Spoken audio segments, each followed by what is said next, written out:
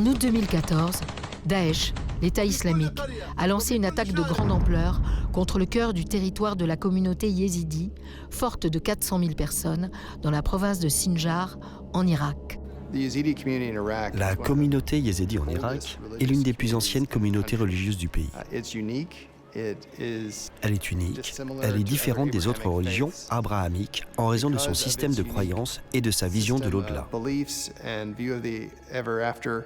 Daesh les a déclarés apostats. Et donc, lorsque Daesh a déferlé avec sa force dévastatrice en 2014, ils ont jugé les Yézidis indignes de vivre.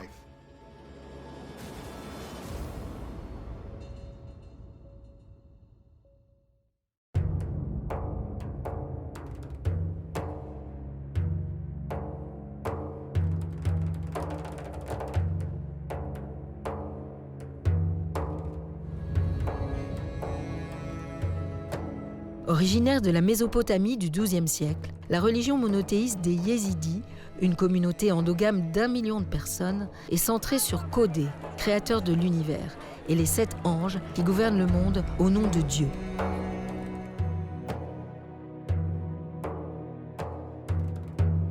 Les Yézidis sont persécutés pour leur refus de croire en l'ange déchu, car ils croient que tous les anges sont bons. Même si Daesh a invoqué des justifications théologiques et une logique théologique derrière le génocide, affirmant que c'était un devoir, un mandat de Dieu d'éliminer le peuple yézidi, je pense que leur véritable motivation était triple. La première était l'expansion du contrôle territorial stratégique. La deuxième était le pillage matériel, la saisie de toutes les richesses des communautés yézidis. Et la troisième était une sorte d'égoïsme sexuel, par lequel Daesh a mené un programme d'esclavage sexuel de masse qui a impliqué l'enlèvement de plus de 3500 femmes et filles. Alors que Ala Safil, 18 ans, et sa famille fuyaient leur ville natale de Tal Qassab, leur voiture a été arrêtée à un barrage de Daesh. Ils nous ont fait sortir de notre voiture. Nous étions 13 membres de la famille. Ils ont séparé les hommes des femmes et des enfants. Ils ont menotté les hommes et les ont emmenés. Ils ont emmené les femmes et les enfants dans une ferme avicole abandonnée et nous ont enfermés. Ils nous ont menacés de nous tuer si nous osions nous échapper.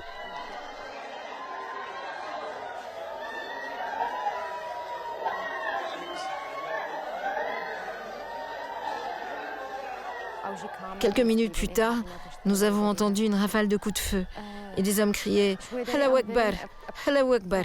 Les hommes de Daesh célébraient l'exécution de dizaines d'hommes yézidis, dont mon père et l'un de mes frères.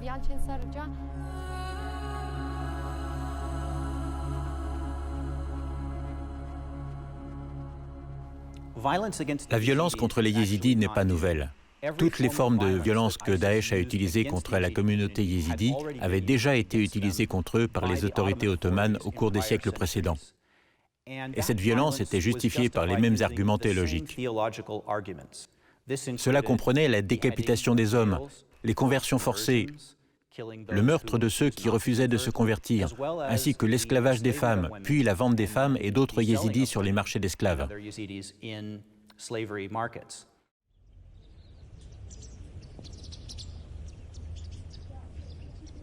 Ce même matin, des militants de Daesh ont attaqué le village de Hardan, à 50 km au nord-est de la maison de Ala.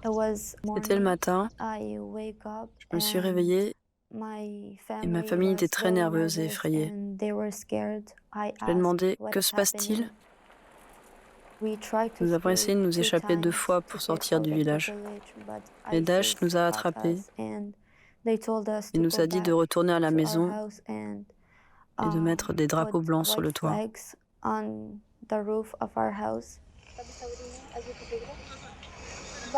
Lorsque Daesh a attaqué, Faiza Kazim n'avait que 10 ans. Sa mère, sa sœur et ses 2 jeunes frères ont trouvé refuge chez une amie musulmane qui voulait les protéger. Le père, le grand-père et les oncles de Faiza sont retournés chez eux, mais ont trouvé des militants de Daesh qui les attendaient. Ils avaient découvert où le reste de la famille se cachait. Et ils ont ramené les hommes menottés chez cette amie. La fille nous a appelés et a dit « Les hommes vous attendent en bas ».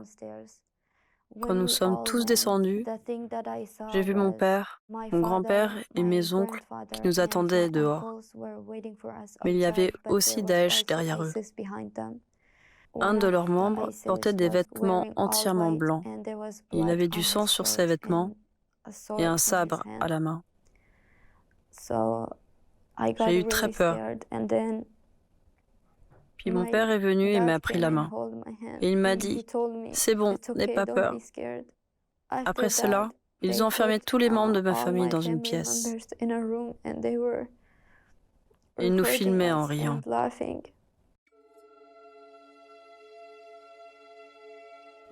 La veille du génocide, de nombreux yézidis savaient que quelque chose allait se produire. Beaucoup avaient des contacts dans les communautés arabes. Des amis arabes les appelaient et leur disaient « Quelque chose est sur le point d'arriver, vous devez partir. Prenez votre famille et partez. Vous n'êtes pas en sécurité. » Nous entendons des rumeurs dans notre communauté selon laquelle Daesh est en train de se mobiliser. Alors les yézidis se sont entassés dans leurs voitures, mettant leurs enfants à l'intérieur, prenant toutes les affaires essentielles qu'ils pouvaient emporter et ont essayé de partir. Et la police secrète kurde les a empêchés de quitter leur communauté. Ils les refoulaient vers l'entrée de leur village et leur disaient « Retournez chez vous, nous sommes là, les Peshmerga sont là. Nous allons vous protéger et vous devriez avoir honte d'essayer de fuir alors que nous sommes là. Vous devriez avoir honte d'essayer de fuir votre terre alors que nous sommes là pour vous protéger. »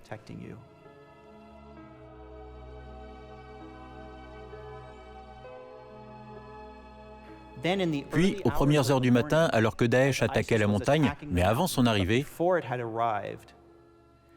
tout le personnel de sécurité et les forces militaires kurdes se sont simultanément retirés de la région de Sinjar. Une retraite organisée et planifiée. Ensuite, ils nous ont emmenés au point de contrôle du village. La dernière fois que j'ai vu mon père, il était menotté. C'était vraiment difficile pour moi de le voir ainsi. Car auparavant, il m'avait dit « Tout va bien, tu n'as pas à avoir peur. » Après ce jour, j'ai senti qu'il n'y avait plus personne pour me protéger.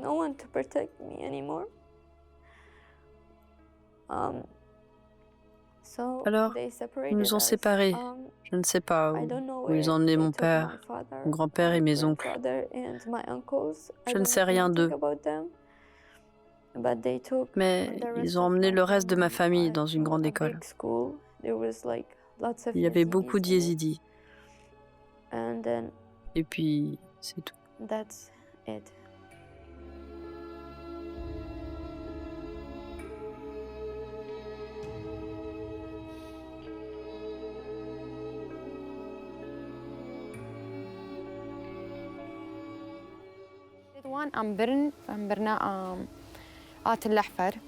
Ensuite, ils nous ont emmenés à Tal Afar et ils nous ont mis dans une école abandonnée, ont séparé les filles de 8 à 9 ans des autres et nous ont transférés à la prison de Badouche à Mossoul où ils ont torturé et violé les femmes et les enfants. Ils nous ont traités plus mal que des animaux. Ils nous donnaient de la nourriture immangeable et de l'eau contaminée et nous battaient. Quand nous leur demandions pourquoi ils nous traitaient comme ça, ils nous disaient que nous étions des infidèles. Ils nous forçaient à devenir comme les musulmans et nous devions les suivre et faire tout ce qu'ils voulaient. Sinon, ils nous puniraient. La punition consistait soit à nous frapper, soit à ne pas nous donner à manger, soit à nous empêcher de sortir de la pièce. 10 jours après d'horribles tortures à la prison de Badouche, il y a eu des raids aériens dans la région et les chefs de Daesh nous ont ramenés à Tal Afar, m'ont séparés, ainsi que ma sœur et mes belles-sœurs de ma mère. Ma sœur s'appelle Sadia. En 2014, elle avait 7 ans. Ils ont séparé ma sœur de moi. Ils ont essayé de me séparer plusieurs fois. Mais je pleurais toujours. Et je m'accrochais à ma mère et à mes frères pour qu'ils me gardent avec eux. Sans cela, je ne serais peut-être pas ici.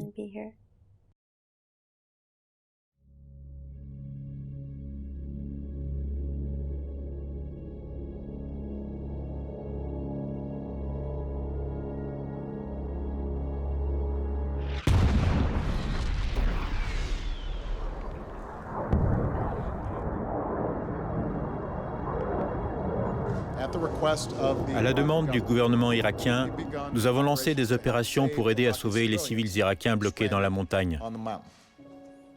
Quand Daesh progressait en Irak, ils ont mené une campagne impitoyable contre des Irakiens innocents. Et ces terroristes ont été particulièrement barbares envers les minorités religieuses, notamment les chrétiens et les yézidis, une petite et ancienne secte religieuse. J'ai donc autorisé des frappes aériennes ciblées, si nécessaire, pour aider les forces irakiennes dans leur lutte pour briser le siège du mont Sinjar et protéger les civils qui y sont piégés. Des avions américains ont déjà commencé à effectuer des largages humanitaires de nourriture et d'eau pour aider ces femmes, hommes et enfants désespérés à survivre. On peut reconnaître que les États-Unis ont joué un rôle très important pour empêcher que ce génocide ne s'aggrave. Mais lorsque Daesh a envahi l'Irak puis la Syrie et a commencé à prendre le contrôle du territoire irakien, les États-Unis ne sont pas intervenus pour l'arrêter. Les autorités irakiennes appelaient les responsables américains et imploraient des frappes aériennes. Certaines d'entre elles parlaient au téléphone avec Joe Biden, qui était vice-président à l'époque. Mais les États-Unis ont délibérément refusé, car ils voulaient que la pression s'accentue sur Nouri al-Maliki, le Premier ministre, qui ne voulait pas démissionner et permettre la tenue d'élections. Il devenait de plus en plus despotique et antidémocratique, et les États-Unis s'inquiétaient de cette tendance qu'ils observaient. Cette ligne de conduite a été le point de départ d'un génocide contre les Yézidis, ainsi que l'expulsion de toute la communauté chrétienne historique de Mossoul. Alors que les forces alliées poursuivaient le bombardement des sites de Daesh, les activistes et leurs esclaves captifs yézidis étaient en mouvement constant, se réfugiant dans des bâtiments et des structures abandonnées à travers la Syrie et le nord de l'Irak. Ils nous changeaient toujours d'endroit parce qu'il y avait des avions qui lançaient des bombes. Autant que je me souvienne, nous sommes restés dans cette situation environ 3 ans. Ils ont emmené ma mère, mes 2 jeunes frères et moi en Syrie. Et ma sœur est restée avec ma grand-mère et mes tantes en Irak.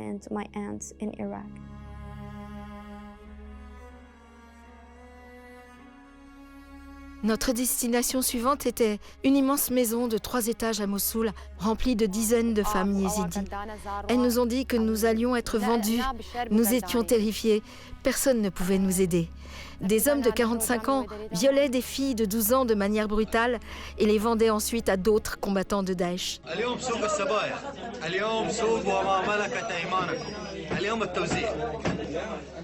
Après des batailles victorieuses, les combattants venaient à la maison et prenaient chacun 15 filles comme récompense, les emmenant en Syrie, à Anbar et dans d'autres endroits pour les vendre comme des esclaves sexuels.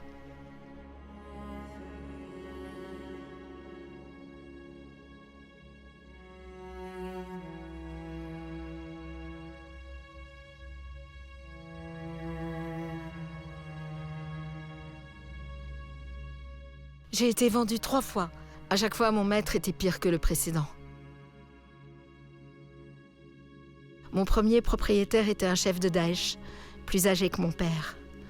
J'ai été violée, forcée de réciter le Coran et convertie de force.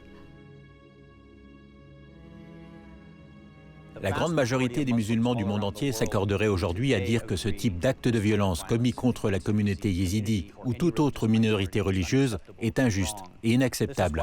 C'est pourquoi la plupart des musulmans condamnent Daesh et considèrent leur comportement comme répréhensible. Lorsque Daesh est devenu très actif et puissant en Syrie, il y a des intellectuels musulmans qui ont publié des listes de fatwas en arabe pour réfuter les affirmations de Daesh et les revendications des djihadistes.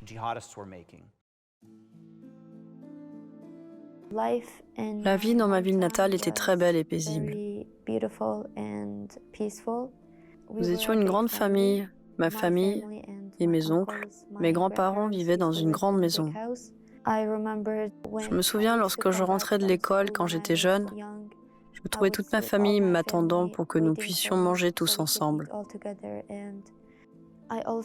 Et je me souviens aussi quand la famille de ma mère venait nous rendre visite à la maison et que moi, mes cousins, mes frères et sœurs jouions dans la cour.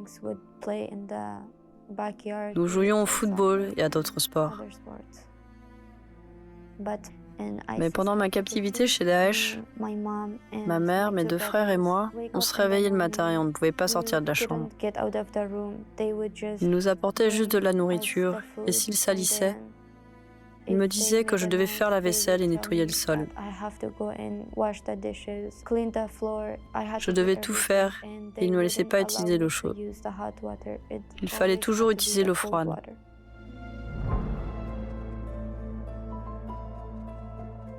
Il n'y avait pas que des hommes chez Daesh, mais aussi des femmes.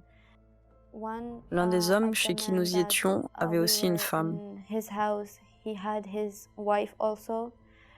Sa femme me traitait aussi mal, et si je ne faisais pas la vaisselle, ou si je ne faisais pas ce qu'elle voulait,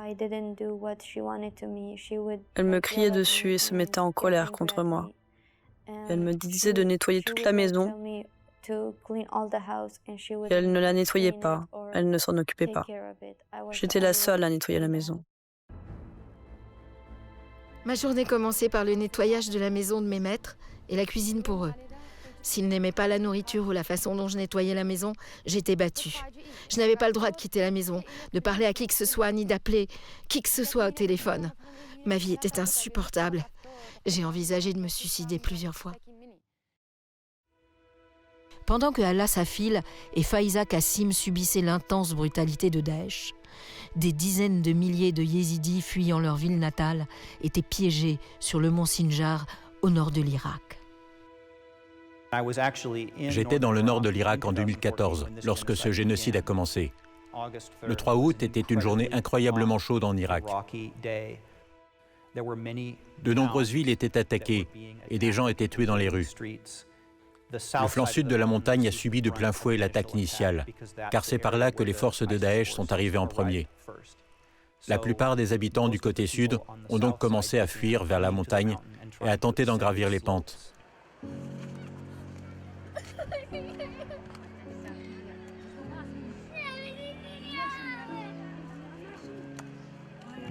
Beaucoup de gens sont morts de déshydratation. De nombreuses personnes âgées sont mortes de crise cardiaque ou d'autres maladies. Les diabétiques, les personnes handicapées qui ne pouvaient pas marcher. Beaucoup sont restés bloqués. Dans certains cas, les jeunes hommes devaient choisir quels parents ils allaient porter. Si j'ai 2 parents âgés, ma mère et mon père, dont aucun ne peut gravir le flanc d'une montagne incroyablement escarpée par une chaude journée d'été, nous devons nous arrêter et tenir une réunion de famille pour discuter de qui va faire ce voyage et de qui va rester au pied de la montagne pour mourir. Il y a des photos de jeunes hommes yézidis portant un parent sur leur dos, tandis que l'autre reste assis et fait ses adieux.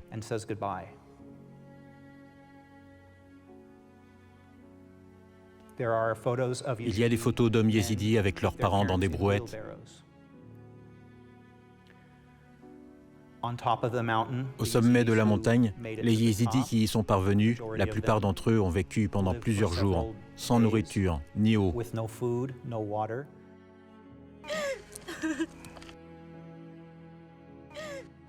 Des gens mangeaient des feuilles.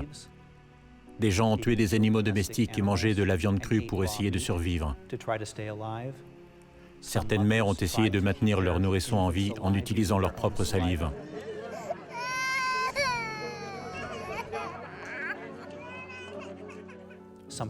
Certaines personnes se sont suicidées car elles ne voyaient aucune issue à cette situation.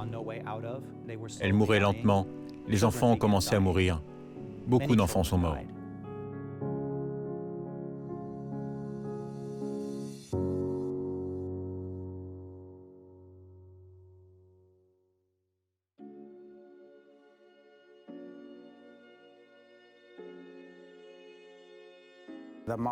La montagne était complètement encerclée par les terroristes de Daesh.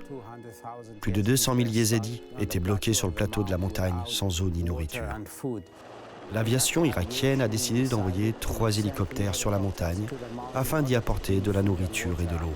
Basé en Allemagne, Mirza Dinaï est militant des droits de l'homme. Irakien yézidi, il est cofondateur d'Airbridge Irak.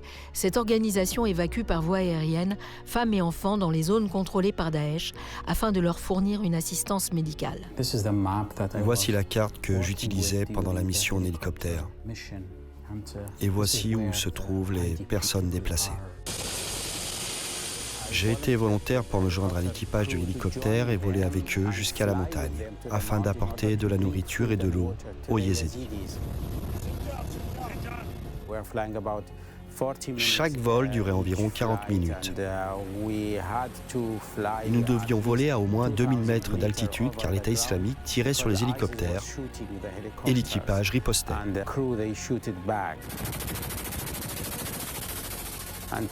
À chaque vol, nous essayions de récupérer des femmes, des enfants et des hommes sur la montagne. Et nous leur donnions de la nourriture et de l'eau.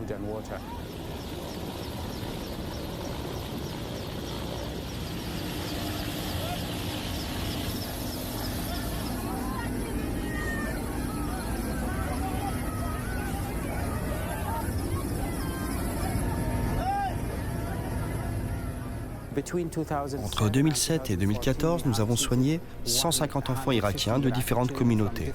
Yézidis, chrétiens, musulmans, arabes sunnites, chiites et kurdes. Peu nous importait l'identité des enfants. Nous voulions aider tous les enfants qui avaient besoin de notre aide.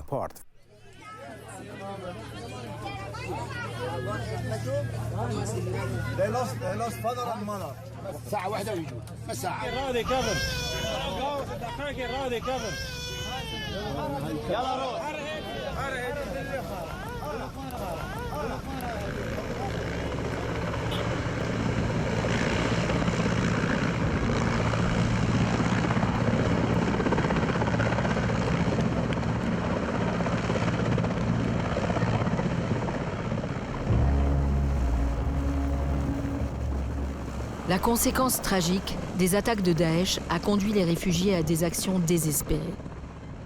Alors que les hélicoptères décollaient du mont Sinjar, un Yézidi s'est accroché au train d'atterrissage pendant un moment, avant de se hisser en sécurité dans la carlingue.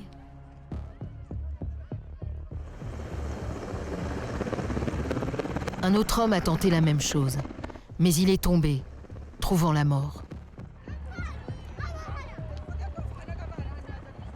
Au 9e jour des évacuations, peu après son décollage, un hélicoptère surchargé, datant de l'époque soviétique, dans lequel se trouvait Mirza, s'est écrasé sur le mont Sinjar, tuant le pilote et blessant de nombreuses personnes.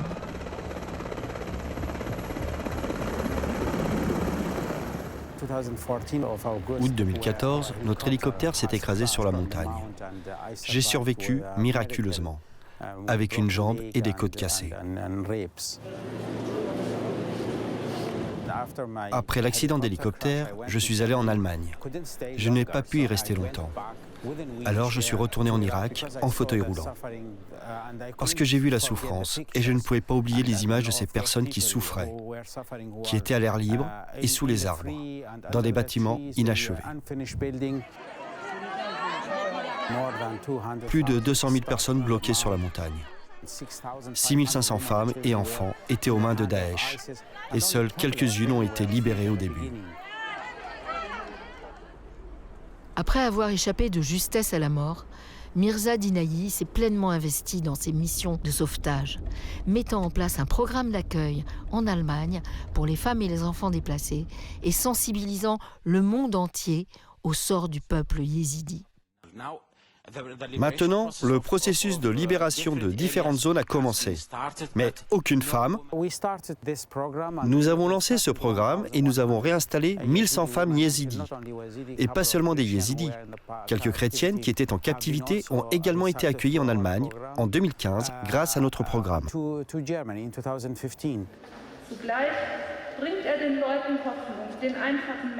Lamia Haji Bachar, l'une des filles que Mirza a sauvées, avait 15 ans lorsqu'elle a été enlevée par Daesh.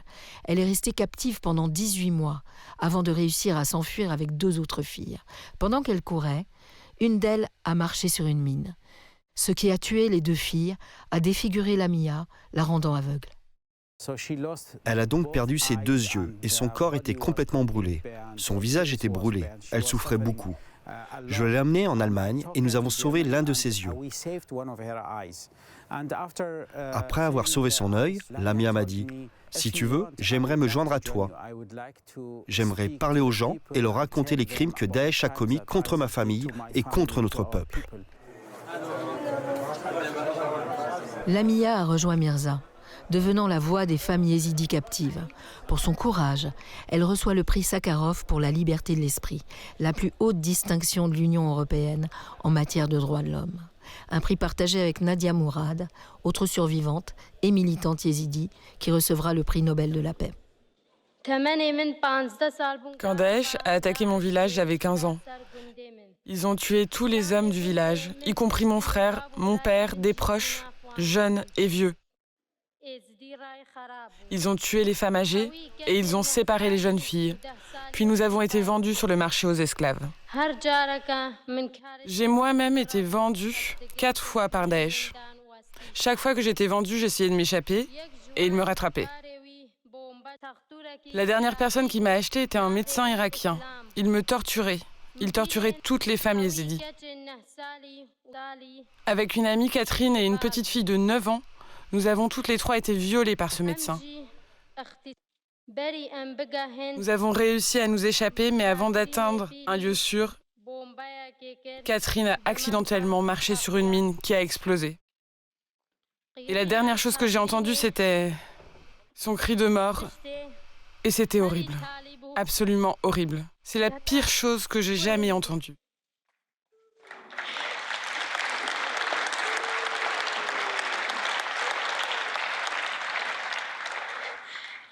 Je tiens à vous remercier tous pour ce prix. Pour chaque femme et chaque fille qui a été réduite en esclavage sexuel par Daesh.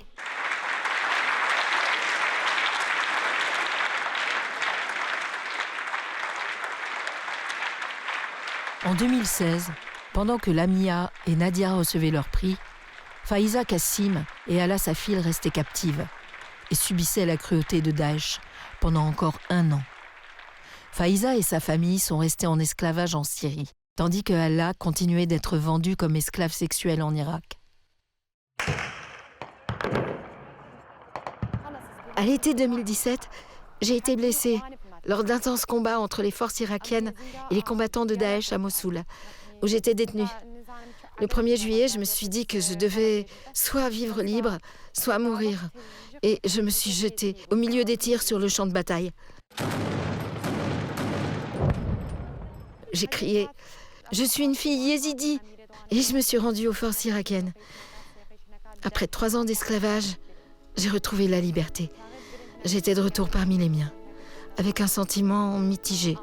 J'étais libre, mais à ce jour, je n'ai aucune nouvelle de ma mère, de mon père, ni de mes 3 frères. Après être restés captifs de Daesh pendant environ 3 ans, nous avons réussi à nous échapper en 2017. Ensuite, nous sommes restés dans ces camps pendant environ 5 à 6 mois. Puis le gouvernement canadien nous a accueillis ici au Canada. Je vis sous une tente, au camp Bersif 2 à Zahro, avec mes frères et sœurs survivants. Mon frère qui a survécu à une exécution de masse perpétrée par Daesh et mes 3 sœurs, dont l'une a été blessée par balle à l'épaule. Après avoir subi la torture et les humiliations, il est très difficile d'appeler une tente sa maison. Une maison sans véritable toit au-dessus de la tête.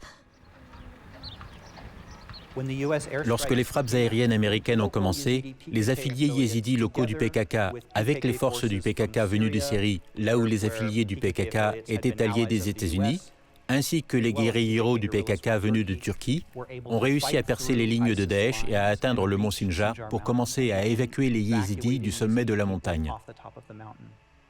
On ignore combien de vies ont été sauvées, mais il est difficile d'en surestimer le nombre. On estime que jusqu'à 100 000 personnes ont été sauvées grâce à cette opération d'évacuation.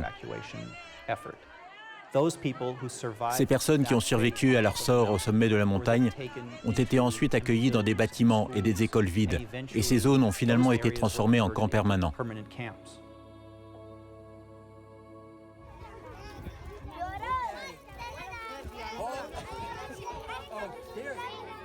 La semaine dernière, j'étais de retour dans le nord de l'Irak et j'ai parlé avec 9 sœurs yézidis.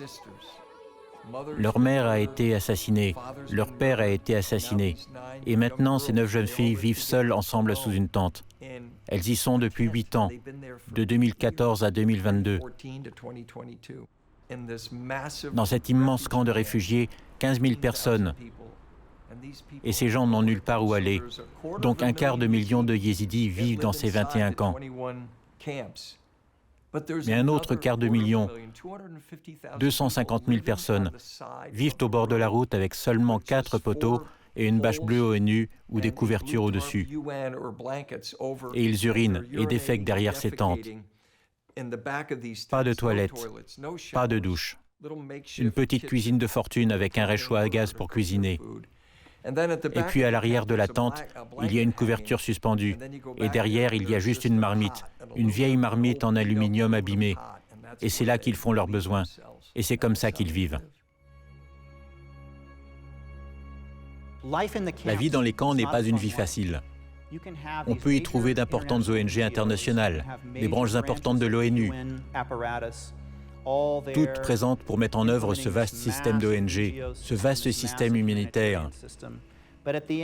Mais au final, on a des enfants qui, s'ils étaient adolescents au début de ce génocide, ont maintenant vécu toute leur adolescence sous une tente, sur une bande de gravier, sous le soleil brûlant de l'été et le froid glacial de l'hiver. C'est la vie qu'ils connaissent maintenant. Aujourd'hui, c'est la veille de Noël. C'est le 24 décembre 2015. Et nous arrivons au camp d'Assian. Je suis ici avec Zouer et Erivan. Nous sommes ici avec cette famille. Et cette mère et sa petite fille ont été séparées pendant 2 mois et détenues par Daesh pendant 15 mois. 15 mois avant d'être ici.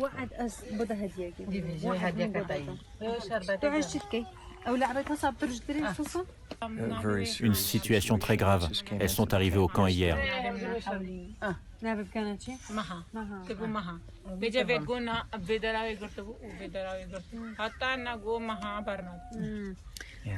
Donc, elle s'appelle Anya. Et quand elle était sous le contrôle de Daesh, Daesh lui a dit « Tu vas changer de nom, de Anya à Maha ». Maha est un nom islamique. C'est un nom musulman. Elle a dit « Je pleurais ».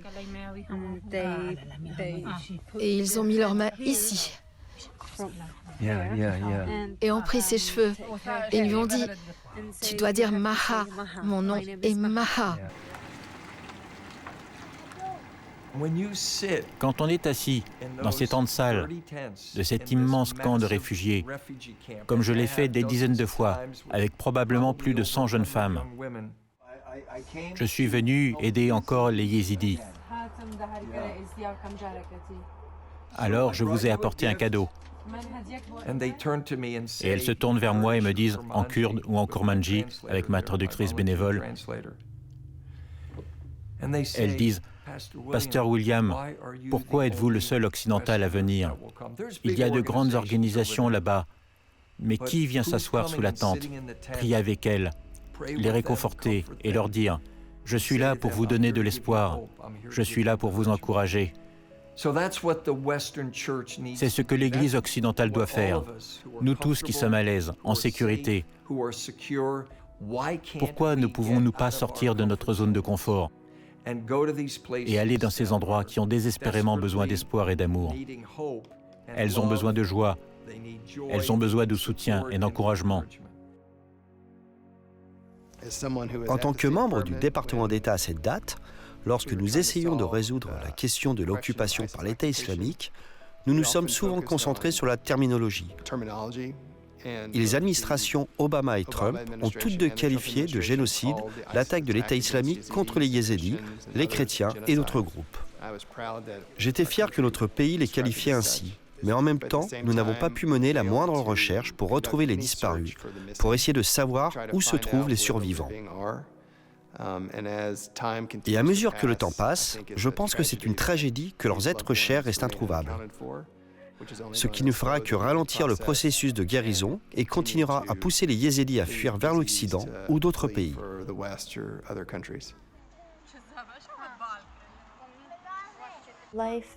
La vie au Canada est très sûre et elle est meilleure que dans des camps.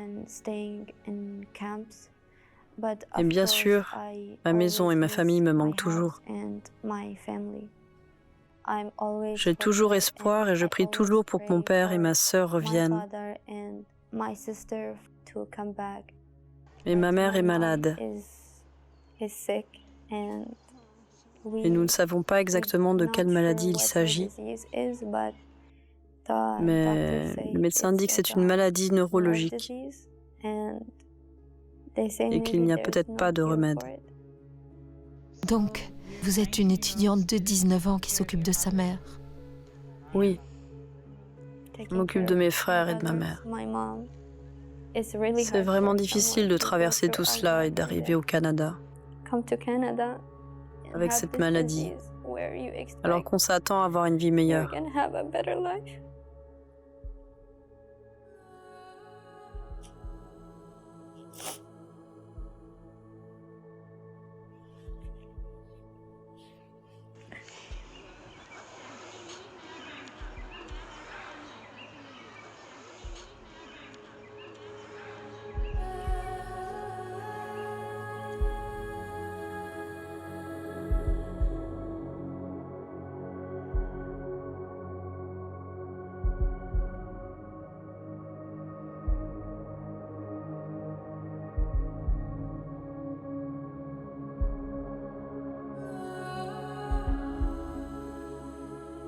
Ma communauté m'a encouragée à raconter mon histoire, à défendre la cause yézidi et à sensibiliser le monde aux abus subis par les filles et les femmes, afin que ce qui m'est arrivé ne se reproduise plus jamais. Je voulais poursuivre mes études, mais je travaille maintenant pour subvenir aux besoins de ce qui reste de ma famille. Je travaille pour Yazda, une organisation qui protège les droits des minorités ethniques et religieuses en Irak et au Levant. Depuis 2019, Yazda, en collaboration avec les autorités irakiennes, les Nations Unies et d'autres ONG, a entrepris des exhumations de fosses communes yézidis dans les zones qu'a contrôlées l'État islamique.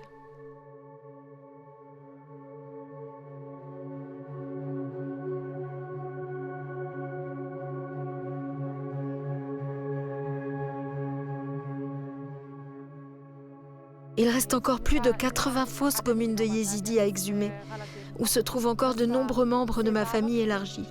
Je ne sais toujours pas si leurs restes seront retrouvés et si je pourrai un jour offrir une sépulture digne à mon père et au reste de ma famille disparue. Je n'ai rien entendu dire concernant des fosses communes où se trouvait ma famille. Mais ils ont fait des tests ADN et nous n'avons toujours aucune nouvelle d'eux. J'ai 21 membres de ma famille qui sont toujours portés disparus et je n'ai aucune nouvelle d'eux depuis 8 ans. Je ne sais pas ce qui leur est arrivé, où ils sont, s'ils sont vivants ou non. Je veux que les membres de Daesh et leurs collaborateurs soient tenus responsables par les tribunaux internationaux des crimes qu'ils ont commis contre mon peuple.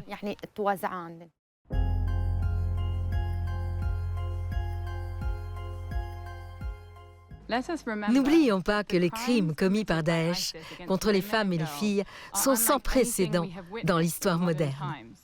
Daesh contrôlait un territoire de la taille du Royaume-Uni et régnait sur 8 millions de personnes. On estime que plus de 40 000 combattants étrangers, originaires de 110 pays, ont rejoint les rangs de Daesh en Irak et en Syrie. Mais la question de les traduire en justice a été à peine évoquée. Si j'avais la chance de regarder les combattants de Daesh dans les yeux, je leur demanderais pourquoi ils ont fait cela au peuple yézidi. Pourquoi ils ont tué leurs hommes? Pourquoi ont-ils violé leurs femmes? Pourquoi ont-ils fait cela? Nous n'avons rien fait à Daesh. Nous n'avons rien fait.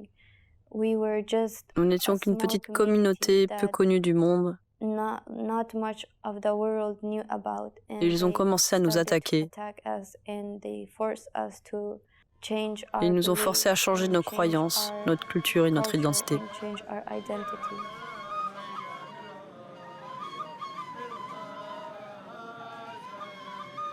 Mon avenir et l'avenir de mon peuple sont incertains. Nous vivons toujours dans la peur. Surtout depuis que le gouvernement irakien a transféré des familles de Daesh de Syrie vers d'autres régions d'Irak. L'idéologie de Daesh reste très active, à un niveau plus clandestin au sein de la société irakienne, comme elle l'a été pendant toutes les années de la guerre en Irak.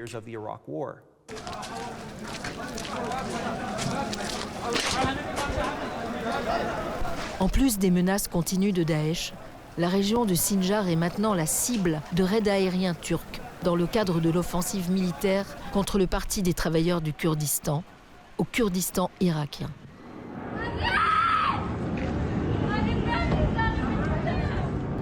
Les frappes aériennes turques contre Sinjar sont une continuation du génocide que Daesh a commencé. Elles continuent de rendre Sinjar dangereux.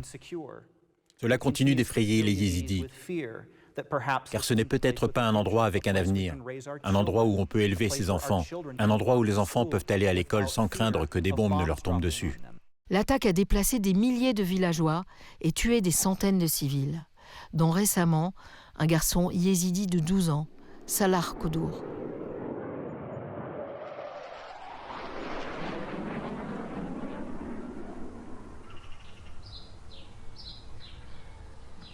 Malheureusement, le génocide se poursuit, car les 2 tiers des Yézidis se trouvent toujours dans des camps de réfugiés et de déplacés. 8 ans ont passé, et nous avons encore près de 3000 femmes et enfants yézidis, toujours retenus captifs par Daesh. Nous ignorons tout de leur sort. Il y a tellement de fosses communes dont nous ignorons l'existence et tellement de corps qui n'ont pas été découverts ou identifiés. Il y a tellement d'autres yézidis portés disparus dans les camps en Syrie et en Irak. Personne ne le sait où ils sont. Alors je voudrais demander si quelqu'un peut nous aider à retrouver ces personnes, ou même à identifier ces corps, car c'est très difficile de ne pas voir son père, sa sœur, le reste de sa famille pendant 8 ans et de ne pas avoir de leurs nouvelles. And not only that, you don't know if they're alive, if they're not, if where they are, what they're doing now, how is ISIS treating them.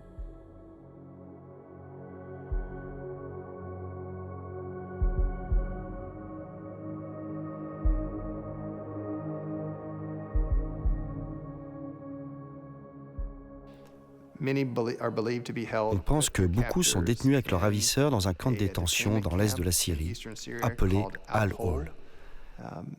Et si c'est vrai, il est tragique que nous ayons abandonné les victimes avec leurs bourreaux dans ce camp et que nous ayons jeté la clé.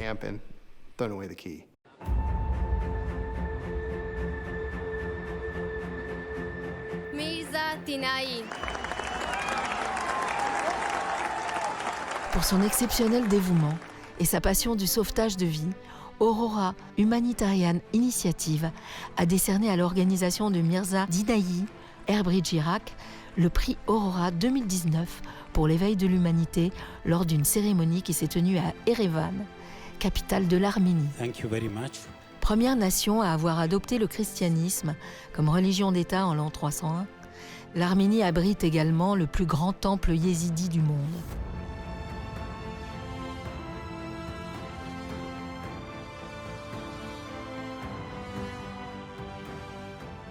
Les Yézidis et les Arméniens partagent une histoire de souffrance, car lors du génocide arménien de 1915, des milliers de Yézidis ont également été victimes de ce génocide.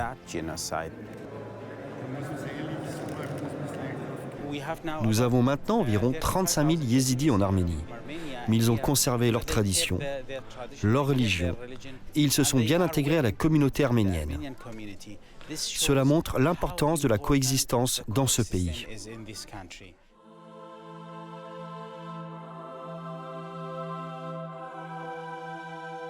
Mirza Dinaï a consacré le $1 million du prix Aurora à la construction de la maison de la coexistence à Sinjar, maison qui a ouvert ses portes en juillet 2022. Je l'ai appelée Maison de la coexistence parce que je voulais instaurer la paix et une nouvelle vie positive dans cette région après le génocide.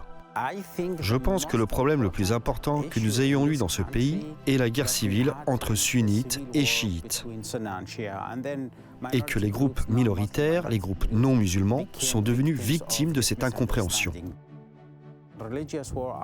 Les guerres de religion sont les guerres les plus terribles du monde. Par conséquent, trouver une base et une plateforme de dialogue afin de rassembler toutes ces personnes, des personnes d'origine différentes, religieuses ou ethniques, permettra d'établir une paix durable. Et c'est tellement important, tellement crucial.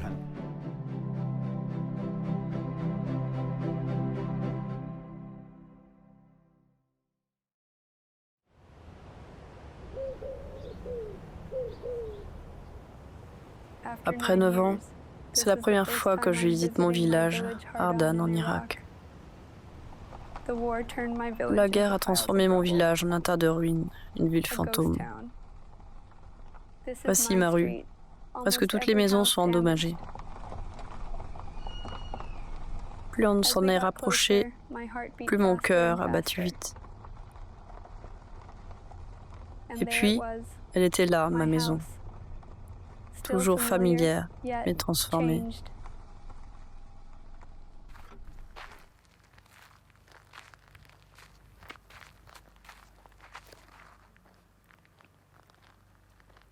Elle me rappelle beaucoup de bons souvenirs, mais c'est aussi très triste de la revoir.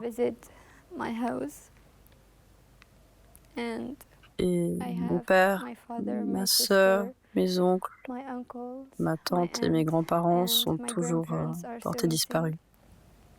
Il y avait 15 membres de ma famille dans cette maison. Maintenant, il n'y a plus que moi, mes frères et ma mère.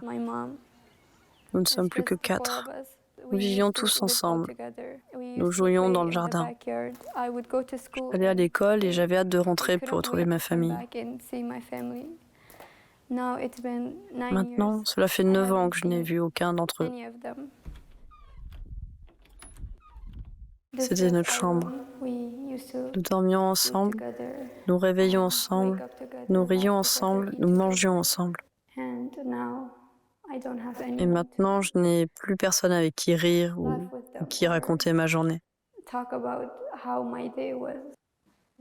Maintenant, il n'y a plus que cette chambre, juste 4 murs, vides.